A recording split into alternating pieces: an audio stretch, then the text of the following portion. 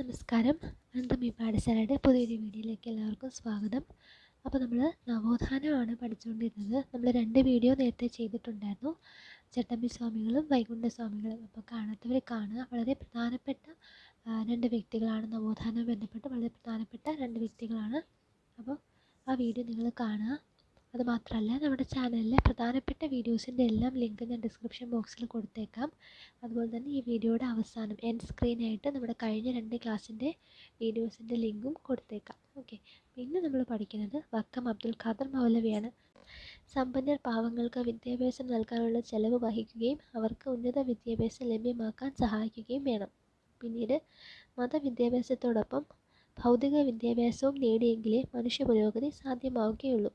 സാമൂഹികമായ പിന്നാക്കാവസ്ഥ പരിഹരിക്കാനുള്ള മാർഗം വിദ്യാഭ്യാസമാണ്. അങ്ങനെ 3 കോട്സാണ് കൊടുത്തിട്ടുള്ളത്. അപ്പോൾ വക്കം അബ്ദുൽ ഖാദർ മൗലവി പറഞ്ഞിട്ടുള്ള വാക്കുകളാണിത്.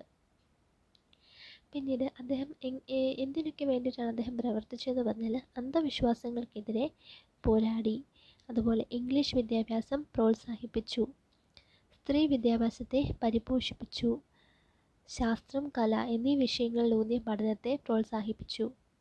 പിന്നീട് വിദ്യാഭ്യാസം പ്രചരിപ്പിക്കുന്നതിന് വേണ്ടി സംഘടനകളെ ബോധവൽക്കരിച്ചു. അപ്പോൾ വക്കം അബ്ദുൽ ഖാദർ മൗലവി പ്രധാനമായിട്ടും വിദ്യാഭ്യാസ പുരോഗതിക്ക് വേണ്ടിയിട്ട് പ്രവർത്തിച്ച ഒരു സാമൂഹ്യ പരിഷ്കർത്താവാണ്. അത് കൊടുങ്ങല്ലൂരിൽ സ്ഥാപിക്കപ്പെട്ട മുസ്ലിം ഐക്യ സംഘത്തിൻ്റെ പ്രവർത്തനങ്ങളുമായി മൗലവി സഹകരിച്ചു. അപ്പോൾ മുസ്ലിം ഐക്യ സംഘവുമായി പ്രവർത്തിച്ച സാമൂഹ്യ പരിഷ്കർത്താവാണ് ആര്? വക്കം അബ്ദുൽ ഖാദർ മൗലവി. പിന്നെ അദ്ദേഹം ആരംഭിച്ച മാസികകളാണ് മുസ്ലിം, അതുപോലെ തന്നെ അൽ ഇസ്ലാം. ഒരുപാട് പരീക്ഷകൾ ചോദിച്ചിട്ടുണ്ട്, കുറേ മാച്ച് ദ ഫോളോയിങ് ആയിട്ടൊക്കെ തന്നിട്ട് കറക്റ്റ് ചെയ്യാൻ പറഞ്ഞൊക്കെ ഞാൻ കണ്ടിട്ടുണ്ട്. അപ്പോൾ അതുകൊണ്ട് അതും ഇമ്പോർട്ടൻ്റ് ആയിട്ടുള്ളതാണ്. പിന്നെ അദ്ദേഹം ആരംഭിച്ച പത്രമാണിത്, സ്വദേശാഭിമാനി. അദ്ദേഹം ആരംഭിച്ച പത്രമാണ് സ്വദേശാഭിമാനി പത്രം.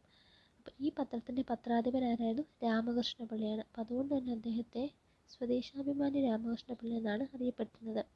ഈ പത്രത്തിലൂടെ തിരുവിതാംകൂറിലെ രാജവാഴ്ചയുടെ അഴിമതികളെയും അനീതികളെയും വെളിച്ചത്ത് കൊണ്ടുവന്ന സ്വദേശാഭിമാനി പത്രം 1910 പത്രം കണ്ടുകെട്ടുകയും പത്രാധിപരായിരുന്ന രാമകൃഷ്ണപിള്ളയെ നാട് കടത്തുകയും ചെയ്തു. 1910 ഈ പത്രം കണ്ടുകെട്ടി. എന്തുകൊണ്ടാണ്? ആ സമയത്ത് അഴിമതികളൊക്കെ തുറന്നു കാട്ടിയത് കൊണ്ട് തന്നെ ഈ പത്രം കണ്ടുകെട്ടുകയും അതിൻ്റെ പത്രാധിപരെ എന്ത് ചെയ്തു? നാട് കടത്തുകയും ചെയ്തു. അതിൽ പ്രധാനപ്പെട്ട ഒരു അദ്ദേഹത്തിൻ്റെ വാക്കുകളാണ്, എൻ്റെ പത്രാധിപരെ കൂടാതെ എനിക്ക് പത്രം എന്തിന് എന്ന് പറഞ്ഞത് അദ്ദേഹമാണ്. എപ്പോഴാണെന്ന് ചോദിച്ചാൽ, അദ്ദേഹത്തിൻ്റെ പത്രാധിപരായിരുന്ന രാമകൃഷ്ണപിള്ളയെ നാട് കടത്തിയപ്പോൾ അദ്ദേഹത്തോട് ആ ഒരു പ്രസ് മടക്കി കിട്ടുന്നതിനെക്കുറിച്ചുള്ള കാര്യങ്ങൾ നിർബന്ധിച്ചപ്പോൾ അദ്ദേഹം പറഞ്ഞതാണ്, എൻ്റെ പത്രാധിപരില്ലാതെ എനിക്ക് പത്രം എന്തിന്, അച്ചുകൂടം എന്തിന് എന്ന് അദ്ദേഹം ചോദിച്ചു. ഓക്കെ, അപ്പോൾ ഇതും വളരെ പ്രധാനപ്പെട്ട ഒരു പോയിൻ്റാണ്.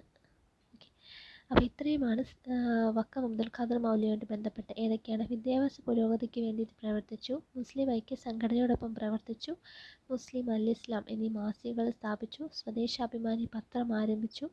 അത് 1910 അത് കണ്ടുകെട്ടി. അതിലെ പത്രാധിപർ രാമകൃഷ്ണപിള്ളയായിരുന്നു. അദ്ദേഹത്തെ സ്വദേശാഭിമാനി രാമകൃഷ്ണപിള്ള എന്നാണ് അറിയപ്പെട്ടത്.